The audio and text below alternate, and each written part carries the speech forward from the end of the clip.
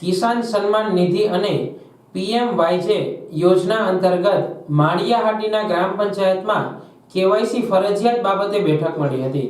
તાલુકા વિકાસ અધિકારી અને નામદારના અધ્યક્ષ સ્થાને માળિયાહાટીનાની ગ્રામ પંચાયતના કર્મીઓ, આશા વર્કરો, આંગણવાડી કાર્યકરો સહિતના સાથે ચર્ચા કરી દરેક કર્મીઓને કામગીરીની વહેંચણી કરી હતી। કોઈ પણ સામાન્ય નાગરિક અને કિસાન કેવાયસી કરવામાં રહી ન જાય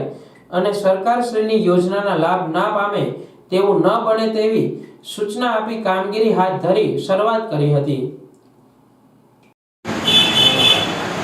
હાલમાં સરકારશ્રી દ્વારા જે રાશન કાર્ડમાં ઈ-કેવાયસી તેમજ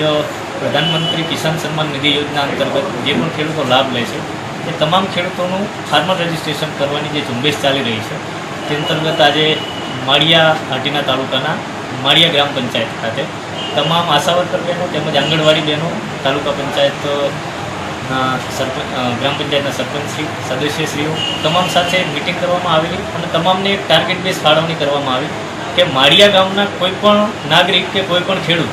આ ઈ-કેવાયસી કે રજિસ્ટ્રેશનથી ખેડૂત રજિસ્ટ્રેશનથી બાકી ના રહી જાય કે વંચિત ના રહી જાય અને ભવિષ્યમાં જે પણ લાભો ખેતીવાડીના લાભો હોય કે સમાજ સુરક્ષાના લાભો હોય એ તમામ લાભોથી કોઈ પણ નાગરિક જે માળિયાનો છે એ કોઈ પણ લાભથી વંચિત ના રહી જાય તે માટેની એક ઝુંબેશ રૂપે કામગીરી જે છે